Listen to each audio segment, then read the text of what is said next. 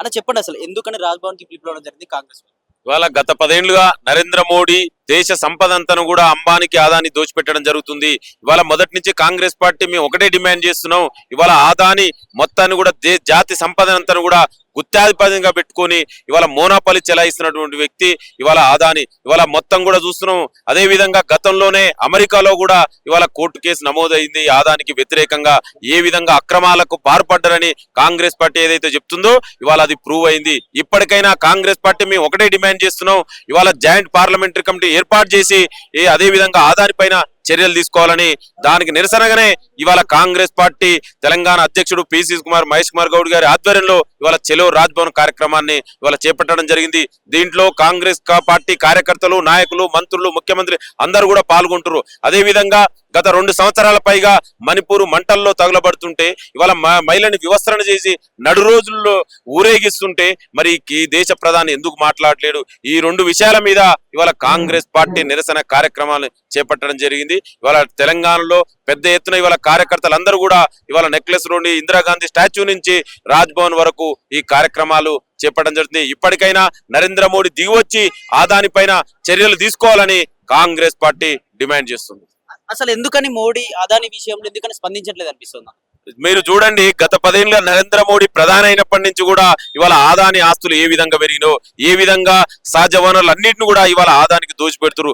బీజేపీకి ఆర్ఎస్ఎస్ ఆదాని నరేంద్ర మోడీ మీద ఒక బంధం ఇవాళ 10 ఏళ్లుగా నిరంతరంగా ఈ దేశ సంపద మొత్తాన్ని కూడా ఇవాళ ఆదాని పరం చేస్తున్నారు. అందుకే ఇవాళ మేము మొదటి నుంచి ఒకటే డిమాండ్ చేస్తున్నాం. ఇవాళ మోనోపాలి నడుస్తుంది, మొత్తం మనీ లాండరింగ్ నడుస్తుంది. ఒక్క ఆదానికే దేశ సంపద అన్నట్లు కూడా మొత్తం దోచిపెడుతున్నటువంటి వ్యక్తి ఈ నరేంద్ర మోడీ. దానికి నిరసనగానే వాళ్ళు యాక్షన్ తీసుకోవట్లేదు కాబట్టి ఇవాళ కాంగ్రెస్ పార్టీ ఈ నిరసన కార్యక్రమాలకు దిగడం జరుగుతుంది. ఇవాళ అమెరికాను చూశాను నేర్చుకోండి, అక్కడ కోర్టులో కేసు నమోదైంది ఆదాని మీద. మరి ఇప్పటికీ ఈ దేశంలో ఎందుకు నరేంద్ర మోడీ ఆదాని మీద చర్యలు తీసుకోవట్లేదని మేము ప్రశ్నిస్తున్నాం. ఇకనైనా ఈ దేశ ప్రధానమంత్రి ఇప్పుడైనా ఆదాని మీద చర్యలు తీసుకోవాలని మేము డిమాండ్ చేస్తున్నాం. మణిపూర్ లో కూడా శాంతి భద్రతలకు లోటు కలిగిస్తా ఉన్నారు. అసలు ఎందుకని దానిపైన మాట్లాడలేదు అనుకుంటున్నాం మోడీ? అదే చెప్తున్నాం అండి. 2 సంవత్సరాల పైగా మణిపూర్ లో మంటల్లో తగలబడుతుంటే ఇవాళ నరేంద్ర మోడీ మాట్లాడుతుంటూ మన్ కీ బాత్ అని, మరి ఒకసారి మణిపూర్ కి బాత్ మీ మాట్లాడు నరేంద్ర మోడీ. అక్కడ ప్రజలు ఎంత బాధలు పడుతున్నారు, చిన్న పిల్లలు, మహిళలు, వృద్ధులను లేకుండా ఇవాళ అక్కడ రైట్స్ ఏ విధంగా జరుగుతుంది, ఎంతో మంది చనిపోతున్నారు, ఆస్తి నష్టం, ప్రాణ నష్టం జరుగుతుంది. మరి దేశ ప్రధాని విదేశాలలో తిరగడానికి టైం ఉంది కానీ సొంత దేశమైన మణిపూర్ లో తిరగడానికి నరేంద్ర మోడీ గారికి టైం లేదు.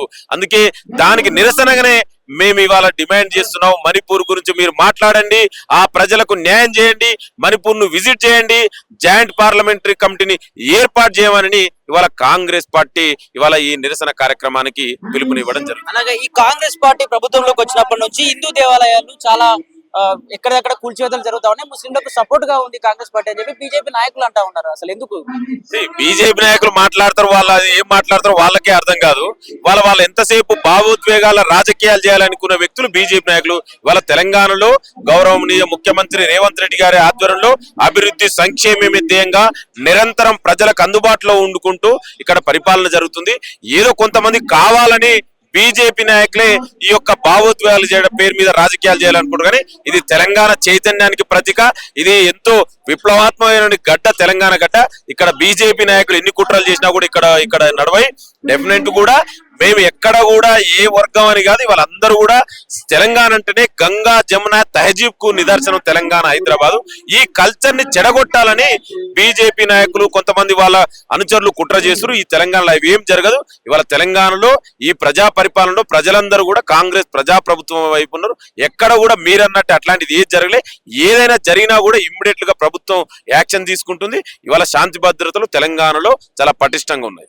అంటే ఈ ముస్లింస్ ని కాపాడే ప్రయత్నంలోనే హైడ్రా విషయంలో అసదుద్దీన్ యొక్క కాలేజీని కూడా కూల్చకుండా ఆపేసిన పరిస్థితి. ఆ కాలేజ్ దగ్గరికి వెళ్ళగానే హైడ్రాను కంప్లీట్ గా ఆపేశారని చెప్పి కొందరు బీజేపీ నాయకులు అంటా ఉన్నారు. మరి దానిపైన అదే చెప్తున్నాండి, బీజేపీ నాయకులు వాళ్ళు మతి భ్రమించి మాట్లాడుతున్నారు. ఇవాళ మేము ఏం చేయాలనుకున్నాం, హైడ్రాని ఏర్పాటు చేసి దాంట్లో తప్పే ఉందండి. గత 10 ఏళ్లుగా బీఆర్ఎస్ పరిపాలనలో చెరువులు, నాలాలు, ప్రభుత్వ భూములన్నీ కూడా కబ్జా గురైనాయి. ఆర్థిక విధ్వంసంతో పాటు ఇవాళ పర్యావరణ విధ్వంసం జరిగింది. దాన్ని మనం పర్యావరణం రక్షించుకోవాల్సిన బాధ్యత మన మీద లేదా చెప్పండి, మీరు కూడా చెప్పండి, రక్షించుకోవాల్సిన అవసరం ఉంది కదా. ఇవాళ గత చూడండి ఢిల్లీలో ముంబైలో ఏ విధంగా వరదలు వస్తే అక్కడ నష్టం జరుగుతుందో, ఇవాళ ఆ పరిస్థితి హైదరాబాద్ కు రావద్దనే ఉద్దేశంతో ఇవాళ హైడ్రాన్ ఏర్పాటు చేయడం జరుగుతుంది. అదే విధంగా మూసిని రీజనరేషన్ ఇవాళ మరి గంగానదికి 7,000 కోట్లు ఇచ్చారు కదా. మరి బీజేపీ నాయకు దమ్ముంటే మీరు బీజేపీ మీ కేంద్ర ప్రభుత్వంతో ప్రధానమంత్రి నరేంద్ర మోదీ కొట్లాడి 7,000 కోట్లు మూసీ నదికి తీసుకురా. మూసీ నది ఏం పాపం చేసింది మరి? మీరు సుబర్మతి రావుని రీజనరేట్ చేసిరు కదా, మరి తెలంగాణలో మూసీ నదికి వచ్చే వరకు మీరు ఎందుకు డ్యూయల్? ఇవాళ మీరు అంటుండు ఇవాళ ఓవైసీ కాలేజా మల్లారెడ్డి కాలేజా అని ఏం లేదు. డెఫినెట్ కూడా అది విద్యార్థులకు ఒక అకాడమిక్ మిడిల్ లో ఉంది కాబట్టి అక్కడ లేదు. డెఫినెట్ కూడా అందరి మీద చట్టప్రకంగా చర్యలు తీసుకుంటాం. ఇవాళ మాకు అది ఓవైసా మల్లారెడ్డి అనే డిస్క్రిమినేషన్ మా పార్టీకి ఈ ప్రజా ప్రభుత్వానికి లేదు. ఇవాళ మా ఉద్దేశం ఒకటే అండి, మా ఉద్దేశాన్ని అర్థం చేసుకోండి. ఇవాళ పర్యావరణం రక్షించాలన్న వద్దా చెప్పండి. మీకు దాని గురించి మాట్లాడకుండా ఓవైసీ మీద ఓవైసీ అనేది ఉండండి. మల్లారెడ్డి కూడా ఆక్రమించగట్టింది కదా, తొందరలోనే చర్యలు ఉంటే వెయిట్ చేయండి. ఇవాళ మీరు ఆ విధంగా మీరు ఒక ప్రతిపక్ష నాయకులుగా ఒక బాధ్యత మంత్రులు కేంద్రంలో మీరు ఏం మాట్లాడాలండి? మీరు చేతనైతే నరేంద్ర మోదీ కొట్లాడండి, కొట్లాడి కేంద్ర ప్రభుత్వం నిధులు తీసుకురండి, మీరే మూసికి ఇవ్వండి. ఆ చేత కాదు మీరు ఏది పడుతుంది వేగంగా మాట్లాడితే తెలంగాణ ప్రజలు మీకు బుద్ధి చెప్తారు. అలాగే కేంద్ర బడ్జెట్ లో కూడా 8 మంది ఎమ్మెల్యేలు ఉన్నా కూడా అసలు కేంద్ర బడ్జెట్ లో కూడా అసలు ₹1 కూడా తెలంగాణకి రాని పరిస్థితి. నేను అదే చెప్తానండి, కేంద్ర బడ్జెట్ లో మొన్ననే చూసాం ఎంత అన్యాయం జరిగిందో. మీకు చేతనైతే కేంద్రంతో కొట్లాడండి. 8 మంది ఎంపీలు ఉన్నారు, 2 కేంద్ర మంత్రులు ఉన్నారు. మీ బాధ్యత ఏందండి? మిమ్మల్ని గెలిపించిన తెలంగాణకు మరి న్యాయం చేయాలి కదా. ఆ డబ్బులు తీసుకురండి, కొట్లాడండి, కేంద్ర ప్రధానమంత్రితో ఒప్పించండి. చివరకు విభజన చట్టంలో హామీలే అమలు చేయలేదు. మీరు మాట్లాడితే ఎట్లండి? మీకు చేతనైతే నరేంద్రతో కొట్లాడి అక్కడ దీక్షలు చేసి తీసుకొచ్చి తెలంగాణకు న్యాయం చేయండి. అంతే తప్ప ఏది పడితే అది మాట్లాడితే తెలంగాణ ప్రజలు మిమ్మల్ని ఎక్కడ పెట్టాలో అక్కడ పెడతారు.